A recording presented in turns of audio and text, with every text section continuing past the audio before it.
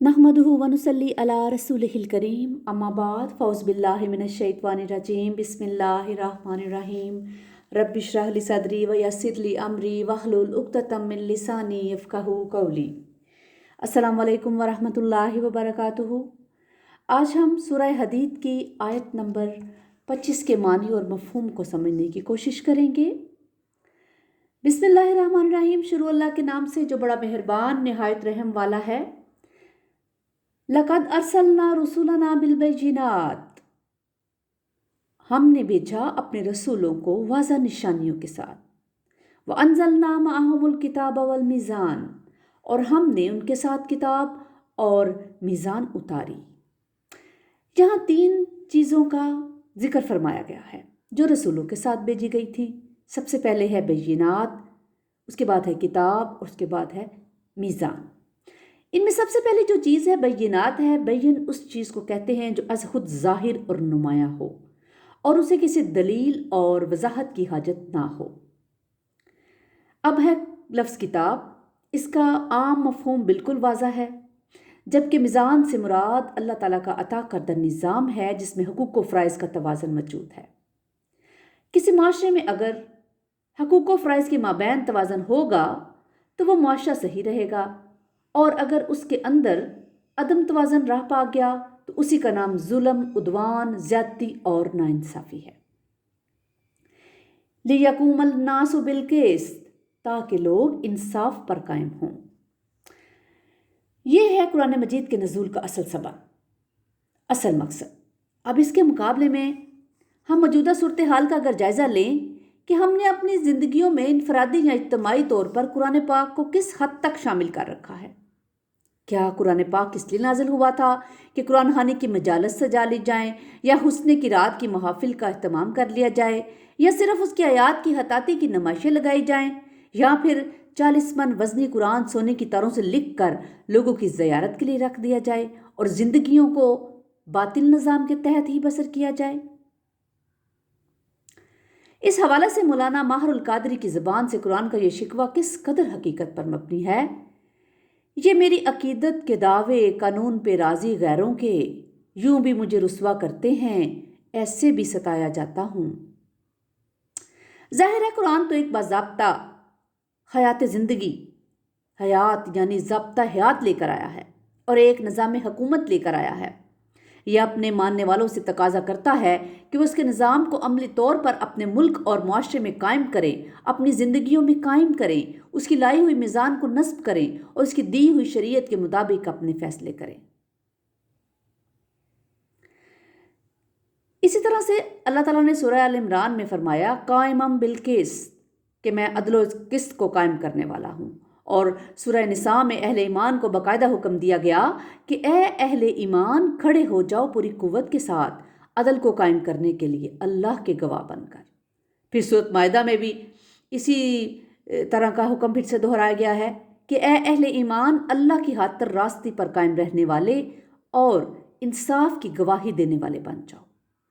फिर सूरत शुरा में हुज़ूर सल्लल्लाहु अलैहि वसल्लम से ऐलान करवाया कि मुझे हुक्म हुआ है कि मैं तुम्हारे माबैन अदल कायम करूं।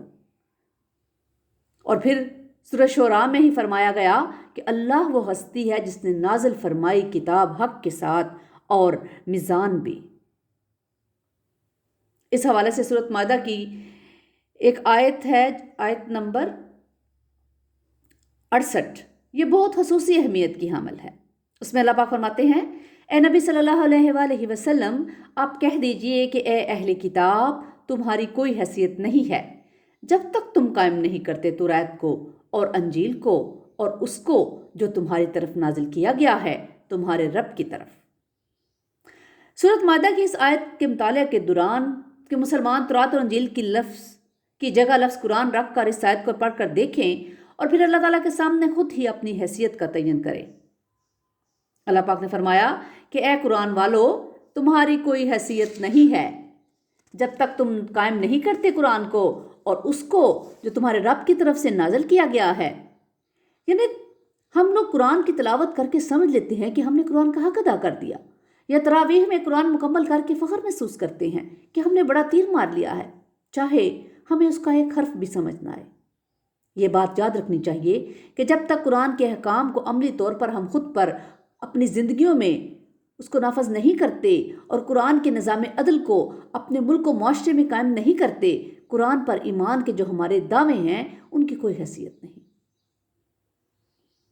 قرآن کے نظام عدل و انصاف کے حوالے سے یہ حقیقت بھی مد نظر رکھنی چاہیے کہ معاشرے کی مراد یافتہ طبقات کے لیے یہ نظام کسی قیمت پر قابل قبول نہیں ہوگا۔ اس لیے جو ہی اس کے قیام کے لیے ٹھوس کوششوں کا آغاز ہوگا، یہ طبقات ان کوششوں کی راہ میں رکاوٹیں کھڑی کرنے کے لیے موجود ہوں گے۔ ظاہر ہے کہ سرمایہ داروں اور جگیرداروں کے جو مفادات ہیں وہ پرانے نظام کے ساتھ وابستہ ہیں۔ وہ کب یہ چاہیں گے کہ معاشرے میں عدل و انصاف کا دور دورہ ہو؟ حالانکہ اس حوالے سے تاریخ میں بھی بے شمار مثالیں موجود ہیں، جیسے کہ حضرت ابوبکر صدیق اور حضرت عثمان رضی اللہ تعالیٰ عنہما اپنے معاشرے کے اونچے طبقے سے تعلق رکھتے تھے، لیکن اس کے باوجود ان دونوں حضرات نے اپنے مفادات، کاروبار اور اسٹیٹس کی پرواہ کیے بغیر حق کی آواز پر بلا تاخیر لبیک کہا۔ وَأَنزَلَ الْحَدِيدَ فِيهِ بَأْسٌ شَدِيدٌ وَمَنَافِعُ لِلنَّاسِ، اور ہم نے لوہا بھی اتارا ہے، اس میں شدید جنگی صلاحیت ہے اس میں، اور لوگوں کے لیے دوسرے فائدے بھی ہیں۔ اب یہ بات نوٹ کرنے والی ہے کہ نہ کوئی لگی لپٹی بات کی گئی ہے اور نہ ہی معذرت خانہ اسلوب اپنایا گیا ہے۔ جو بات کہنا منسوب تھی اس کو دو ٹوک انداز میں کہا گیا ہے۔ اللہ تعالیٰ کے نظام عدل کے لیے انقلاب کی بات ہو رہی ہے جو سارے کائنات کا خالق اور مالک ہے، تو یہاں ہم دیکھتے ہیں کہ دنیا میں خود انسان عدل انسانی کے لیے اپنے تصور کی ترویج و تنقید کے لیے بھی طاقت کا بے دریغ استعمال کرتے ہیں، مخالف ممالک کا گراؤ کرتے ہیں، ان پر بے رحمانہ پابندیاں عائد کرتے ہیں، امن کے لیے جنگ یعنی وار آف پیس کا نعرہ لگا کر کمزوروں پر چڑھائی کرتے ہیں اور پھر ملکوں کو برباد کر کے رکھ دیتے ہیں۔ اور ستم بالائے ستم یہ ہے کہ اس قتل و غارت اور بربریت کو وہ وقت کی اہم ضرورت اور عین انصاف سمجھتے ہیں۔ اس کائنات کا خالق اور مالک بھی اللہ ہے اور زمین پر حکمرانی کا حق بھی اسی کا ہے۔ اسی نے اپنی تمام مخلوق کو اپنے تابع فرمان بنایا ہے اور اسی نے انسان کو ایک حد تک اختیار دیا ہے۔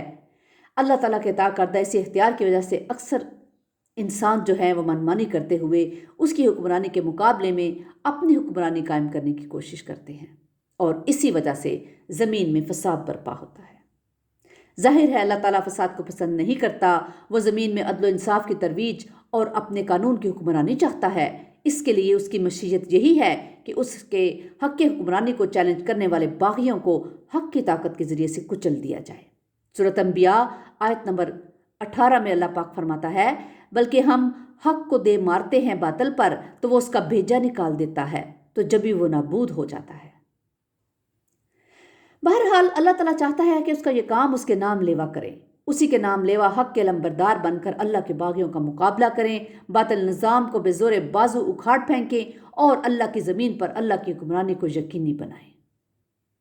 اس آیت میں لوہے کا ذکر اسی حوالے سے آیا ہے کہ اہل حق حالات اور زمانہ کی ضرورت کے مطابق اپنے تمام وسائل بروئے کار لاتے ہوئے سامان خرب تیار کریں، رائج الوقت ٹیکنالوجی استفادہ حاصل کریں اور باطل کے مقابلے کے لیے مطلوبہ طاقت فراہم کریں۔ لیکن اس انقلابی عمل میں سب سے اہم سوال افرادی قوت کی فراہمی کا ہے، اور اس عمل کی ابتدا دعوت و تبلیغ سے ہوگی۔ رسول پاک صلی اللہ علیہ وآلہ وسلم نے مکہ میں 12 سال تک مسلسل دعوت و تبلیغ کا کام کیا، حق کو قبول کرنے والے افراد کی تربیت کی، انہیں منظم کیا، اور جب مطلوبہ افراد جو ہیں وہ مکمل ہو گئے یعنی افرادی قوت فراہم ہو گئی، تو آپ صلی اللہ علیہ وسلم نے اللہ کی مشیت کے عین مطابق طاقت کے اس کوڑے کو باطل کے سر پر یوں دے مارا کہ اس کا بیجا نکال کر رکھ دیا۔ آج بھی یہ کام اگر ہوگا تو اسی طریقے سے ہوگا جس طریقے سے نبی پاک صلی اللہ علیہ وسلم اور آپ صلی اللہ علیہ وسلم کے صحابہ کرام رضی اللہ تعالیٰ عنہما نے کیا۔ آج بھی اہل حق کو اسی طرح جانیں قربان کرنی ہوں گی، تکلیفیں جھیلنی پڑیں گی، گھر بار چھوڑنے پڑیں گے اور جان و مال کے نقصانات برداشت کرنے پڑیں گے۔ گویا یہ انتہائی مشکل کام ہے اور اہل حق کی بے دریغ قربانیوں کے بغیر اس کا پایہ تکمیل تک پہنچنا ممکن نہیں۔ وَلِيَعْلَمَ اللَّهُ مَن يَنصُرُهُ وَرُسُلَهُ بِالْغَيْبِ إِنَّ اللَّهَ قَوِيٌّ عَزِيزٌ، اور تاکہ اللہ جان لے کہ کون مدد کرتا ہے اس کی اور اس کے رسولوں کی غیب میں ہونے کے باوجود، یقیناً اللہ بہت قوت والا، بہت زبردست ہے۔ تاکہ اللہ جاننے کا مفہوم یہ ہے کہ اللہ تعالیٰ دکھاوے ظاہر کر دے ممیز کر دے کہ کون ہے جو غیب کے باوجود اللہ اور اس کے رسولوں کی مدد کرتا ہے۔ گویا حق و باطل کی جنگ کے دوران جو مردان حق لوہے کی طاقت کو ہاتھ میں لے کر اللہ کے دین کے غلبے کے لیے میدان میں آئیں گے، وہی اللہ اور اس کے رسول صلی اللہ علیہ وسلم کے مددگار ہوں گے۔ دراصل اللہ کے دین کو غالب کرنا بنیادی طور پر نبی پاک صلی اللہ علیہ وسلم کا فرض منصبی ہے، اور اللہ تعالیٰ نے آپ صلی اللہ علیہ وآلہ وسلم کو اسی مقصد کے لیے مبعوث فرمایا۔ اللہ تعالیٰ نے سورہ صف کی آیت نمبر 9 میں فرمایا، وہی ہے یعنی اللہ جس نے بھیجا اپنے رسول یعنی محمد صلی اللہ علیہ وسلم کو الہدا اور دین حق کے ساتھ، تاکہ وہ غالب کر دے اس کو کل کے کل دین پر۔ یعنی اللہ تعالیٰ چاہتا ہے کہ نبی پاک صلی اللہ علیہ وآلہ وسلم اس مشن میں تمام اہل ایمان آپ صلی اللہ علیہ وسلم کے دست و بازو بنے، بلکہ سورہ صف میں تو اس کے لیے براہ راست حکم آیا ہے۔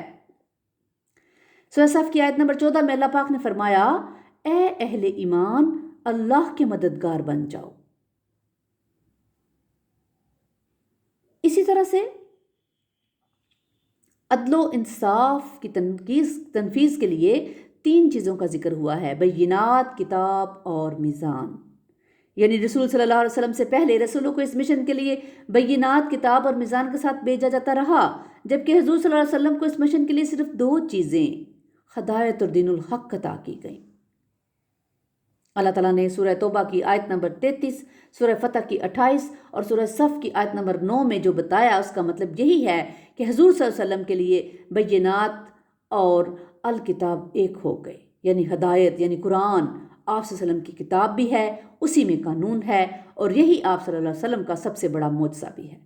جبکہ آپ صلی اللہ علیہ وسلم کی رسالت میں میزان یعنی شریعت مکمل ہو کر دین الحق کی شکل اختیار کر چکی ہے۔ اللہ تعالیٰ ہمیں قرآن پاک کو پڑھنے، سمجھنے اور اس پر عمل کرنے کی توفیق عطا فرمائے، اور ہمیں اور ہماری اولادوں کو اپنے لیے چن لے، اپنا فرمانبردار بنا لے، اور ہمیں ایسا بنا دے کہ ہم اس سے پسند آ جائیں، اور اللہ پاک ہمیں اور ہماری اولادوں کو اپنے مقربین میں شامل فرما لیجئے۔ اے اللہ ہمیں معاف فرما دیجئے۔ ربنا تقبل منا انک انت السمیع العلیم وتب علینا انک انت التواب الرحیم۔ سبحان ربک رب العزۃ عما یصفون وسلام علی المرسلین والحمد للہ رب العالمین۔